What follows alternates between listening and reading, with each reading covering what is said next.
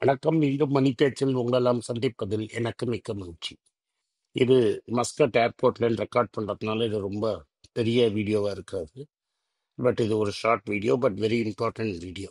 இன்னைக்கு மார்க்கெட் ஏறுற மாதிரி ஏறி இறங்கிடுச்சு. பேங்க் நிஃப்டி 307 பாயிண்ட் டவுன்ல இருக்கு.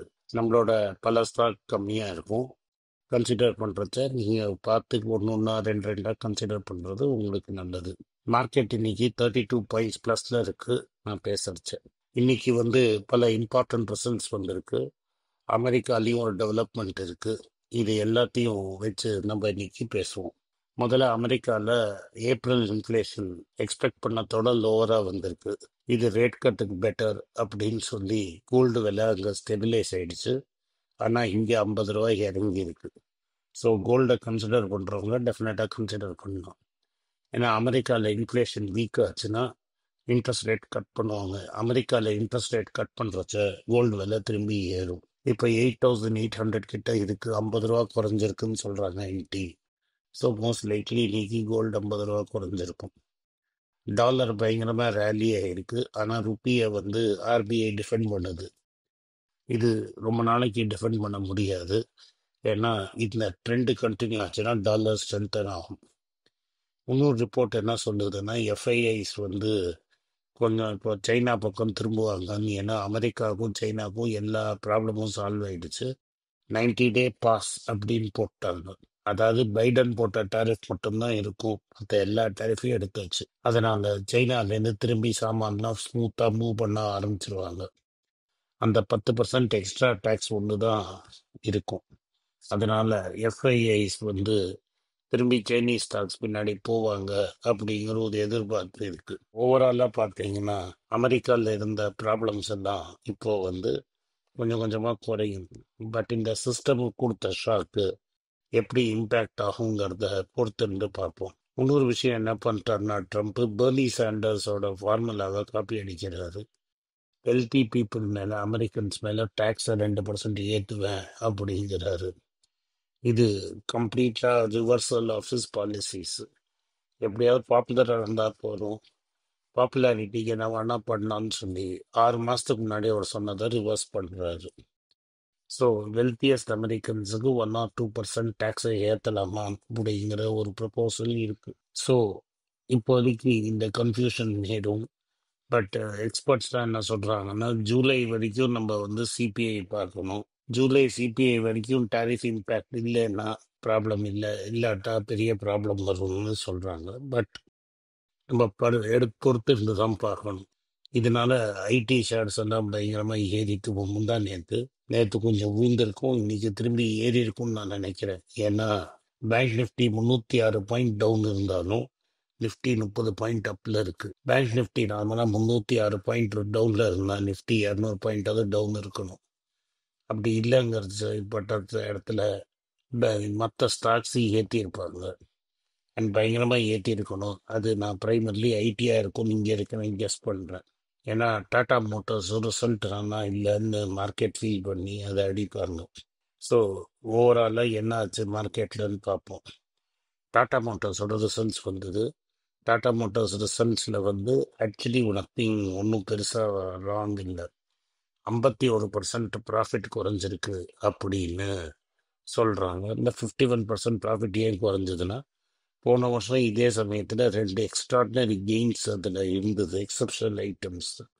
அந்த எக்ஸப்ஷனல் ஐட்டம்ஸ் ஆட் ஆனதுனால ப்ராஃபிட்ஸ் லாஸ்ட் டைம் ஜாஸ்தியாக இருந்தது. இந்த வாட்டி அந்த எக்ஸப்ஷனல் ஐட்டம்ஸ் குறைஞ்சதுன்னா ஆட்டோமேட்டிக்காக ப்ராஃபிட்ஸ் ஈக்குவல் அவுட் ஆகிடும். இந்த வருஷம் ரெக்கார்ட் சேல்ஸ் இருந்திருக்கு and record profit before tax இருந்தது. டேக்ஸுக்கு அப்புறம் ஒரு எக்ஸ்ட்ராடினரி ஐட்டமில் பணம் ஜாஸ்தியாக ப்ரொவைட் பண்ணதுனால ப்ராஃபிட் ஆஃப்டர் டேக்ஸ் குறைஞ்சிருக்கு. இப்போ ஓவராலாக பார்த்தீங்கன்னா JLR, commercial vehicles, passenger vehicles எல்லா சேல்ஸும் நார்மலாக இருந்திருக்கு. ரெக்கார்ட் வால்யூம்ஸ் இருந்திருக்கு. இப்போ ரீசெண்டாக என்ன உங்களுக்கு ஒரு சின்ன ஹிக்கப்னா, நல்ல நியூஸ்லேயே ஒரு ஹிக்கப்பு. என்ன ஹிக்கப்னு பார்த்தீங்கன்னா, ஜேஎல்ஆர் வால்யூம்ஸ் இந்தியாவில் குறைஞ்சிருக்கு. ஏன் குறைஞ்சிருக்குன்னா, இந்த யூஎஸ்எஃப்டிஏ ட்ரீட்டி வந்ததுனால ஜாக்வார் லேண்டர் ஒரு விலையெல்லாம் இறங்கும் அப்படின்னு எல்லா இடத்துலையும் பேசப்பட்டதுனால டைம்லைன் இம்ப்ளிமெண்ட் பண்ணுறதுக்கு எப்போன்னு அவங்களுக்கு தெரியல. அதனால் ரீட்டைல் கஸ்டமர்ஸ்லாம் அவங்களோட பர்ச்சேஸை போஸ்ட்போன் பண்ணுறாங்க. அதனால இந்தியாவில் சேல்ஸ் பிரேக் ஆயிடுச்சு, பிரேக் வந்திருக்குன்னு சொல்கிறாங்க. அதே சமயத்தில் அமெரிக்காவில் அவங்களுக்கு திரும்பி சேல்ஸு நார்மலாக இருக்குது. ஸோ இங்கே இந்தியாவில் ஜேஎல்ஆர் விலை குறையும் அப்படிங்கிற ஒரு நம்பிக்கையில் கஸ்டமர்ஸ் போஸ்ட்போன் பண்ணுறாங்க. இந்த போஸ்ட்போன்மெண்ட் எது வரைக்கும் இருக்கும்னா எப்போ ஸ்டாக் விலை டிசைட் ஆகும் அப்படிங்கிறத பொறுத்து. தட் இஸ் யூஎஸ்எஃப்டிஏ டீட்டெயில்ஸ் என்னைக்கு லாவ் ஆகும், அதிலேருந்து எப்போ டேக்ஸ் அவங்களது குறையும், இந்த கஸ்டம்ஸ் டியூட்டி எப்போ குறையுங்கிறத வச்சு தான் பர்ச்சேஸ் டிசிஷன் பண்ணுவாங்க. அதர்வைஸ் இந்த கமர்ஷியல் வெஹிக்கிள்ஸில் மோர் ப்ராஃபிட்டபிள் பண்ணியிருக்காங்க. இந்த first time net cash positive ஆயிட்டாங்க. மெனி மெனி இயர்ஸ்க்கு அப்புறம் 1000 crores நெட் கேஷ் பாசிட்டிவ் ஆயிட்டாங்க ஆட்டோ. ஸோ ஆட்டோ பிஸ்னஸ்ல தே பிகம் கேஷ் பாசிட்டிவ். அப்படின்னா நெட் டெட்டோட cash and cash relevant assets அவங்களுக்கு ஜாஸ்தி ஆயிடுச்சு. ஒரு சின்ன டிவிடெண்ட் டிக்ளேர் பண்ணியிருக்காங்க. மார்க்கெட் இதை நெகட்டிவாக தான் பார்க்கும். மார்க்கெட் இதை நெகட்டிவாக பார்த்து இந்த ஸ்டாக்கை டெஃபினட்டாக அடிப்பாங்க. ஸோ ஒரு பீரியட் ஆஃப் டைம் இதை அக்யூமுலேட் பண்ணிட்டே போகலாம். அண்ட் ஷேர் ஹோல்டர்ஸ் அப்ரூவல் கொடுத்துட்டாங்க 2 கம்பெனியாக பிரிக்கிறதுக்கு. டாடா மோட்டார்ஸ் கமர்ஷியல் வெஹிக்கிள் மட்டும் தனியாக கம்பெனியாகும், மற்றதெல்லாம் தனி கம்பெனியாக இருக்கும். ஸோ கேபிட்டலோட ஷேர்ஸும் டாடா டெக்னாலஜிஸோட ஷேர்ஸும் இந்த பேசஞ்சர் வெஹிக்கிள் ஷேர்ஸ்லேயே இருக்குங்கிறது நம்மளுக்கு தெரியுது. நம்மளுக்கு எப்படியும் ஒரு ஷேருக்கு ஒரு ஷேர் கிடைக்கும். ஹீரோ மோட்டார்ஸோட ரிசல்ட்ஸ் வந்திருக்கு. இது நம்ம எக்ஸ்பெக்ட் பண்ண மாதிரியான ரிசல்ட்ஸ் தான். ரெவென்யூ ஃப்ளாட்டு, மைனராக க்ரோத் இருக்கு, வால்யூம் ஸ்லைட்லி சப்டியூடு. நம்ம சொன்ன பெரிய ப்ராப்ளம் அவங்களுக்கு என்னன்னா 125cc பைக்கு அவங்கள்ட்ட இல்லை. டிவிஎஸ் எப்படி சுசுகி பிரிஞ்சப்புறம் ஹேண்டில் பண்ணாங்களோ அது மாதிரி இவங்களால ஹேண்டில் பண்ண முடியல.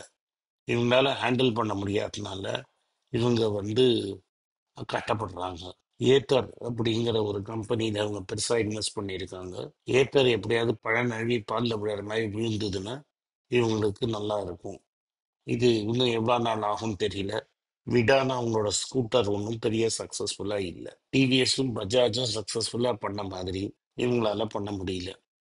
இருந்தாலும் ஸ்டாக் ரொம்ப சீப்பு. 65 ரூபா டிவிடெண்ட் அனௌன்ஸ் பண்ணியிருக்காங்க.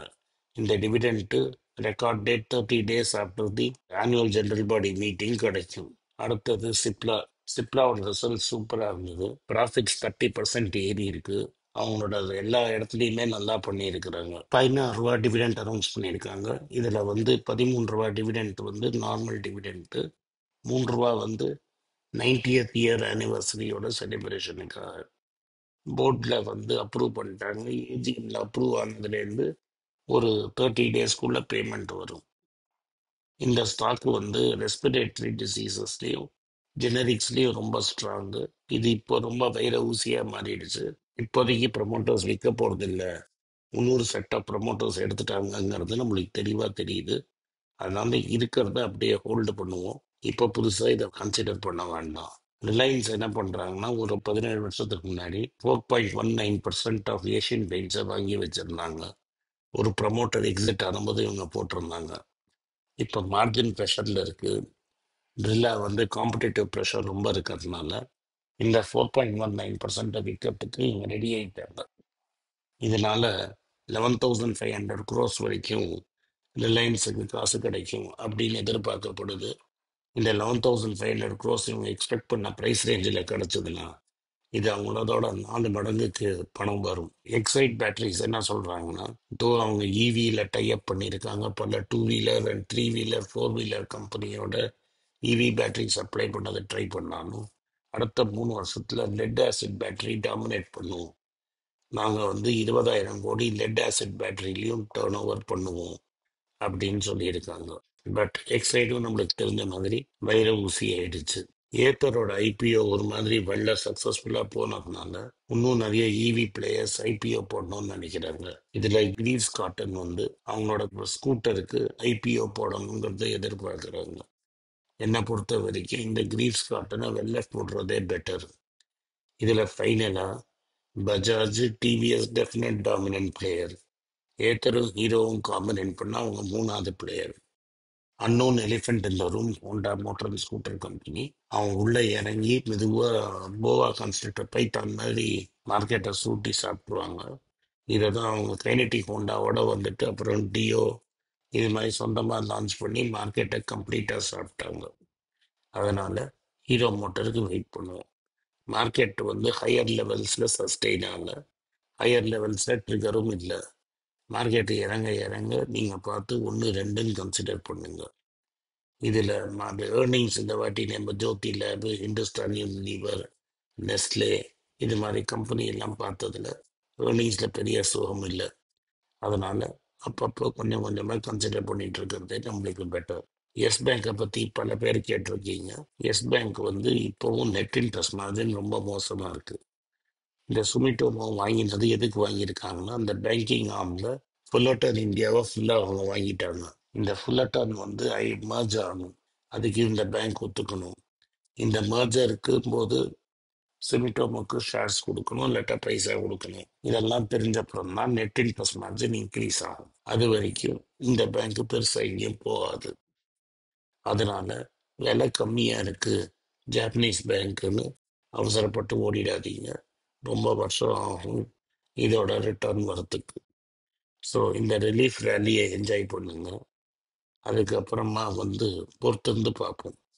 பட் அகெயின் அவசரப்பட்டு பேஷன்ஸை லூஸ் பண்ணி பெருசாக இறங்கிடாதீங்க. ஏன்னா மார்க்கெட் இறங்கினா ப்ராப்ளம் ஆகிடும். நன்றி, வணக்கம். இந்த வீடியோ உங்களுக்கு பிடிச்சிருந்தா வீடியோவை லைக் பண்ணுங்கள், எங்கள் சேனலை சப்ஸ்கிரைப் பண்ணுங்கள், பெல் நோட்டிஃபிகேஷன் தட்டுங்க. இந்த வீடியோ முடிஞ்சால் உங்கள் சொந்தக்காரங்களுக்கும் ஃப்ரெண்ட்ஸுக்கும் அனுப்புங்க, அவங்கள பார்க்க சொல்லுங்கள். நன்றி, வணக்கம். பைசா போல்டாயின்னு ஹிந்தியில் ஒரு சேனல் இருக்குது. உங்கள்கிட்ட ஹிந்தி தெரிஞ்ச ஃப்ரெண்ட்ஸ் நிறைய பேர் இருப்பாங்கன்னு எனக்கு தெரியும். எங்கள் டீம் ஹெல்ப் பண்ணுறதுக்காக உங்கள் ஹிந்தி தெரிஞ்ச ஃப்ரெண்ட்ஸுக்கு இந்த சேனல் லிங்க் அனுப்பிச்சு அவங்கள சப்ஸ்கிரைப் பண்ண சொல்லுங்கள். எங்கள் டீமுக்கு ரொம்பவே ஹெல்ப்ஃபுல்லாக இருக்கும். அதே மாதிரி பெங்களூரில் இருக்கிறவங்க, கர்நாடகாவில் இருக்கிறவங்க, கன்னடாவில் தெரிஞ்சவங்களுக்கு மணி மாத்துன்னு ஒரு சேனல் கன்னடாவில் இருக்குது. அதை வந்து கன்னடாவில் லிங்க் பார்த்து பண்ண சொல்லுங்கள். தெலுங்கில் மணி மாத்துலு அப்படின்னு ஒரு சேனல் இருக்குது. தெலுங்கு தெரிஞ்சவங்க மணி மாத்துலு சேனலை சப்ஸ்கிரைப் பண்ணுங்கள். அதே மாதிரி மலையாளம் தெரிஞ்சவங்க மணி பேச்சு மலையாளம்ங்கிற சேனலை சப்ஸ்கிரைப் பண்ணுங்கள். நன்றி, வணக்கம். வணக்கம். எனக்கு ஒரு விஷயத்தை அட்டென்ஷனுக்கு கொண்டு வந்திருக்காங்க. என்னோட ஏஐ ஜென்ரேட்டட் இமேஜை பார்த்து யாரோ ட்ரேடிங்க்கு பணம் கொடுத்து ஏமாந்துருக்காங்க. ப்ளீஸ், உங்களுக்கு நான் பல தடவை சொல்லிட்டேன், இப்பவும் சொல்கிறேன், நான் யார்கிட்டையும் பணம் டைரெக்டாக வாங்குறது இல்லை, அப்பாயின்மெண்ட் பார்க்குறதே கிடையாது. அதனால் என்னை பார்க்கலான்னு யாராவது காசு கேட்டாலும் இல்லைன்னு சொல்லிவிடுங்க. அடுத்தது ஒரு இமெயில் ஐடி இருக்குது, அதில் போட்டால் எங்கள் டீம் கான்டாக்ட் பண்ணுவாங்க. அது டைம் ஆகுதுன்னா வினோதோட இன்ஸ்டாகிராம் அக்கௌண்ட்டில் வினோத்தை மெசேஜ் பண்ணுங்க. அவன் என் தம்பி, அதுலேயும் அவன் காசு கேட்க மாட்டான். காசு கேட்குறாங்கன்னா ஏமாறுறீங்க.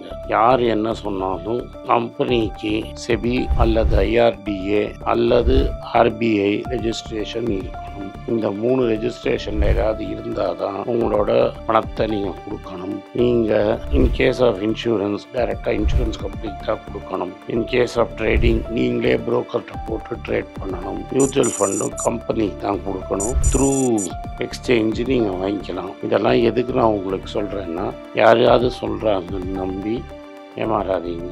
உங்களுக்காக நான் ட்ரேட் பண்ண முடியாது, அது இல்லீகல். நான் ட்ரேடும் பண்ணுறது கிடையாது. அதனால் ட்ரேடிங் ப்ராஃபிட் பண்ணி தரேன்னு சொல்கிறது ஏமாத்தல். எனக்கு ட்ரேடிங் பண்ண தெரியாது. என் பேரை சொல்லி ட்ரேட் பண்ணி உங்களுக்கு ப்ராஃபிட் ஷேரிங்னா ஃப்ராடு, ஏமாற்றம். நான் யார்கிட்டையும் காசு கேட்கல, கேட்கவும் மாட்டேன்.